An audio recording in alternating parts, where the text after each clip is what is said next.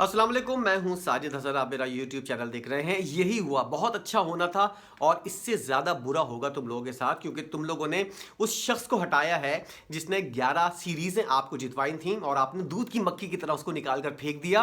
अब ये टीम जो है पूरी दुनिया से सिर्फ लानते समेट रही है, बेगैरती की इंतहा हो गई है और सिर्फ पाकिस्तानी अवाम को जो है वो जलील करवाने के लिए और कोई काम नहीं है इनका, सिर्फ पाकिस्तानी अवाम को। अब क्या हुआ, पहला मैच जो है वो आप जीते, आप हारे, जीतना तो दूर की बात है, आप हारे 46 रन से।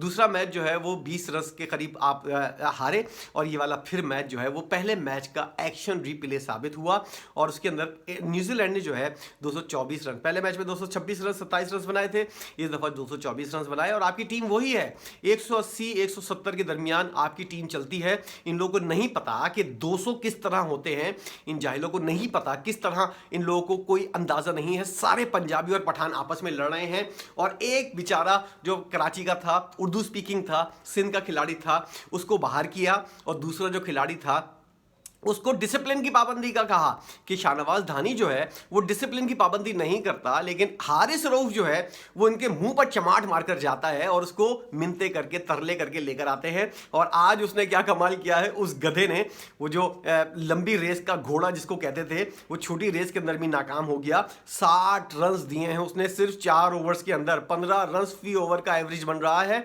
और उसको जो है चमाट मारकर गया था, मना कर चला गया था। शाहनवाज धानी ने सिर्फ ये बोला था, मेरी टेक्निक, मेरे बाजू के अंदर जो दर्द था वो अब सही हो गया है, मुझे नेशनल क्रिकेट एकेडमी नहीं जाना। इनको बदतमीजी लगी, इन लोगों को अंदाजा हुआ इसने हमको मना कैसे कर दिया। वो जो तुम्हारा बाप तुमको चमाट मार कर गया था उसको तुम तरले मिनते करके, क्योंकि उसके ऊपर से फोन आ गया था, तुम्हारे अच्छे भी, तुम्हारा बाप भी आकर जो है वो इसकी तरले मिनते करके इसको लेकर आता। वहाब रियाज साहब और हफीज साहब, जितनी आपकी सब चीजें हैं ना, सिर्फ आमिर के ऊपर निकलती हैं, शाहनवाज धानी जैसे के ऊपर निकलती हैं, सरफराज के ऊपर निकलती हैं या फिर इमाद वसीम के ऊपर निकलती हैं। ये सारी चीजें अब करके दिखाओ जरा, हारिस रऊफ को या शाहिनशाह आफरीदी को या फिर बाबर आजम को ड्रॉप करके दिखाओ। तुम्हारे बाप में भी इतनी हिम्मत नहीं है जो तुम लोग ये सब काम कर सको। तुम्हारा क्या है, पतली गर्दन जिसकी है उसको बाहर करना है, तरले मिनते करके जिन लोगों को लेकर आए, 60 रन देकर उन्होंने आपको मुंह के ऊपर चमाट लगा दिया, लानत दे दी कि आओ मुझे लेकर आओ, मुझसे सिर्फ T20 खिलवाओ और मैं T20 के भी अब काबिल नहीं हूं।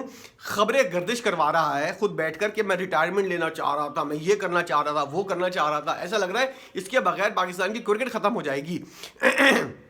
अब हुआ क्या, वही जूते के अंदर दाल बटी, वही कुछ हुआ। लानती लोगों के साथ लानत वाली चीजें होती हैं।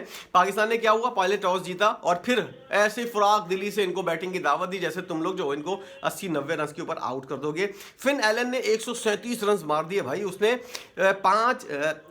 16 छक्के मारे। तुम लोगों की नसीब के ऊपर लाना थे लानतियों, तुम लोगों की बॉलिंग के ऊपर लाना थे। इस तरह की बॉलिंग, शाहनवाज धानी को तुम लोगों ने जानबूझकर बाहर किया कि वो जो है वो हमारे साथ नहीं है, सिंध का खिलाड़ी, उसके पास से बदबू आती है। और ये जो खुशबू वाले खिलाड़ी हैं, इन लोगों ने तुम्हारे ऊपर क्या वो किया। एक शाहिनशाह आफरीदी साहब ने 4 ओवर के अंदर 43 रन दिए हैं। वो खिलाड़ी जिसकी टीम के अंदर जगह नहीं बन रही, उसको कैप्टन बनाया हुआ है, 137 रन उसने बनाए। उसके अलावा सेफियट ने 31 रन बनाए और माइकल एम सेंटिनर ने 4 रन बनाए। अब सेंटिनर की बॉलिंग और मोहम्मद नवाज की बॉलिंग के अंदर ज़मीन आसमान का फ़र्क है। सेंटिनर वही किरदार अदा कर रहा है जो मोहम्मद नवाज का पाकिस्तानी टीम के अंदर है, लेकिन सेंटिनर की बॉलिंग देखें आप और मोहम्मद नवाज जैसे पेंडू की बॉलिंग देखें, आपको अंदाज़ा हो जाएगा कि क्या फ़र्क है खिलाड़ी के अंदर। दोनों एक जैसे बॉलर हैं, लेकिन आपको माइंड सेट का अंदाज़ा होता है कि उसके ऊपर कितना काम हुआ है। सेंटिनर के ऊपर कप्तानी कर रहा है वो, लेकिन यहाँ पर क्या हाल है, वो साहब जिनको ड्रॉप किया गया था ये वर्ल्ड कप के अंदर और एशिया कप के अंदर, ये किसी किस्म की परफॉर्मेंस नहीं दिखा सका, उसको दोबारा लेकर आए क्योंकि इनके डाखाना मिलता है ना इन लोगों का, सिफारशी आपस में सारे एक दूसरे के सपोर्ट कर रहे हैं, उसी को लेकर आए, कोई और नहीं आ सकता था। उसको लेकर आए, उसने पहले मैच के अंदर ही जो है वो आपको क्या करके दिया। पहले मैच के अंदर उसने सिर्फ एक खिलाड़ी को आउट किया और इसके अलावा उससे और कुछ भी नहीं हुआ। उसने सिर्फ एक खिलाड़ी को आउट किया और उसके साथ साथ उसने जो रन्स दिए हैं वो रन्स हैं, मोहम्मद नवाज ने रन्स दिए 44 रन, एक खिलाड़ी को आउट किया 4 रन के अंदर। 4-4 ओवर सबसे करवाए गए, किसी ने नहीं सोचा इफ्तिखार से करवा ले या किसी और से करवा ले, जब इतना पिट रहे हैं। हारिस रऊफ जो ऐसी बॉल आती है उसके बाद छक्का लगता है, उसके बाद दूसरी बॉल भी वो ऐसे ही खराब करता है जिसके बाद लाजमी तौर पर दोबारा बॉल जो है और सर खुजाता हुआ पागलों की तरह बिल्कुल जो है वो घूमता हुआ नजर आ रहा था। शाहीन शाह अफरीदी को भी कुछ नहीं पता था कि मुझे क्या करना है, मेरा क्या किरदार है, किस तरह इस टीम को संभालना है, किस तरह इनको रन करने से रोकना है। कुत्तों की तरह आप लोगों को मार रहे हैं, फेटियां लग रही हैं और यही मकाफात अमल है। तुम लोगों को लगी है बद्दुआ सरफराज अहमद की, उसको ने जिस तरह टीम को बनाया था, जिस तरह वो सीरीज जितवा रहा था, वो सब लोगों को बुरा लग रहा था क्योंकि वो कराची का था, उर्दू स्पीकिंग था, इसलिए उसको कप्तानी से हटवाना है। अब पूछो जाके जरा उससे जिसने उसको कप्तानी से हटवाया था। और दूसरी बात यह है कि जिसने इन गधों को कप्तानी के लिए मौजू किया, जब से सरफराज अहमद को आपने टीम से हटाया है, आपकी टीम यूं जा रही थी, अब बिल्कुल नीचे की तरफ आ गई है।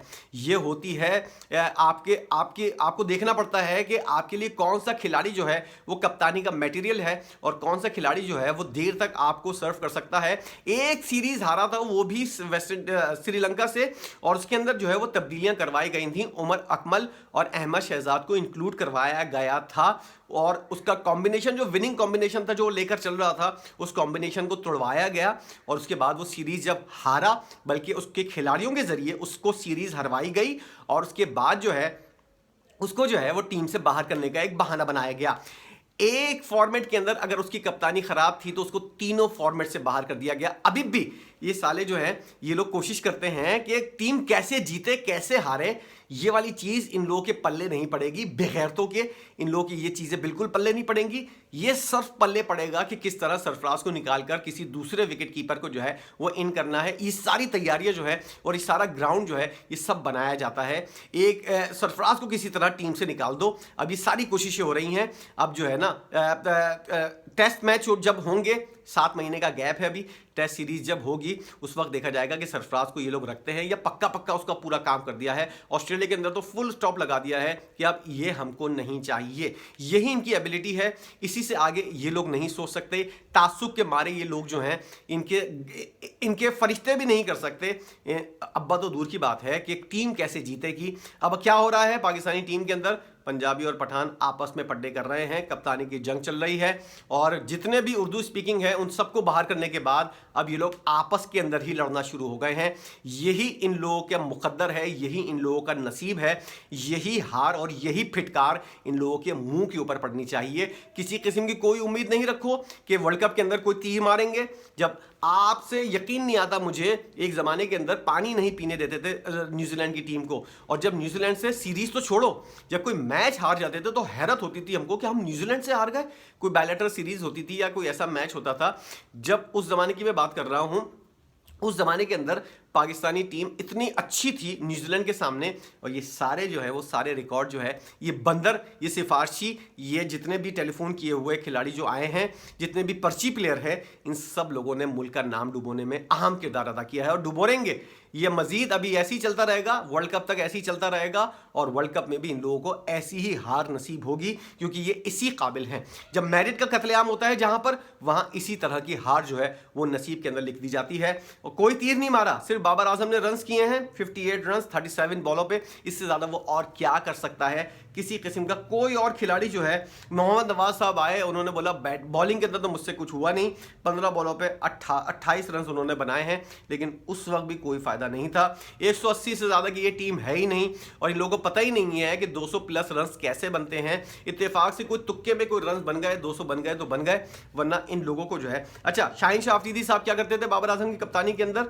बाबर आजम की जब कप्तानी होती थी, खुद से जानबूझ के खराब बॉलिंग करके, ताकि कप्तान के ऊपर सारा वो है हार हो, ताकि कप्तान को निशाना बने। अब बाबर आजम रन्स कर रहा है, लेकिन शाहीन शाह अफरीदी जो है उसकी बॉलिंग उसके हाथ में नहीं है। ये होता है मकाफाते अमल। बाबर आजम ने सपोर्ट किया, हर तरह से सपोर्ट कर रहा है, लेकिन उनके अंदर जो है किसी किस्म की कोई गैरत नहीं है। आज जो है 137 रन किए हैं एलन ने, 10 ओवर खेलकर। बाबर आजम और मोहम्मद रिजवान जब खेल रहे थे उन्होंने तकरीबन 10 ओवर खेले हैं और 80 रन बनाए हैं इन दोनों खिलाड़ियों ने। अब आप लोगों को अंदाजा होना चाहिए 137 रन, 140 रन और 80 रन, कितना बड़ा डिफरेंस है।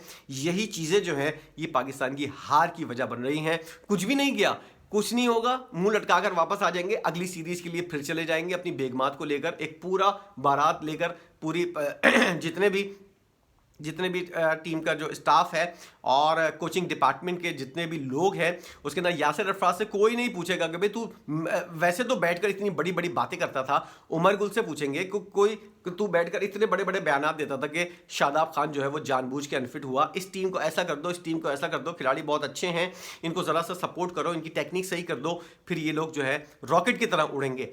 कर दिया तुमने, तुमको मौका मिला, अफगानिस्तान को तो तुमने कर दिया था, क्योंकि वो लोग मुहिब्बे वतन हैं। यहाँ पर सारे जो हैं वो लीग खेलने वाले खिलाड़ी हैं, सिर्फ पैसे के पुजारी हैं, किसी किस्म का कोई हुब्बुल वतनी नहीं, हम जिंदा कौम वगैरह कुछ भी नहीं है, लालची कौम है, 2 नंबर कौम है, मिलावट करने वाली कौम है।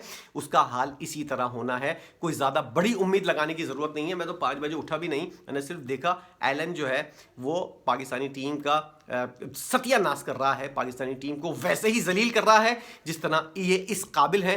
तो मैंने अंदाज़ा हुआ कि आज फिर जलील होने का इन लोगों को मौका है और ये मकाफाते अमल पाकिस्तानी टीम के साथ चल रहा है। दूध की मक्की की तरह उस कप्तान को निकाल के आपने फेंका जिसने टेस्ट, वनडे और T20 के अंदर आपको एक बेहतरीन टीम बना के दी और बेहतरीन कप्तानी कर रहा था। अब भुगतो इन लल्लुओं को, इन गधों को और इन मच्छरों को, जिस तरह की ये लोग परफॉर्मेंस दे रहे हैं। आपस में ही लड़ेंगे, आपस में ही मरेंगे, एक दूसरे को नीचा दिखाने के लिए टांगे खींचते खींचते ये लोग यहां तक टीम को ले आए हैं। वर्ल्ड कप में देखना क्या तमाशा होता है। कुछ और कहना है, अगर आपको ऐड करना है तो और आप ऐड कर सकते हैं कमेंट सेक्शन के अंदर आकर। वीडियो देखने का बहुत शुक्रिया।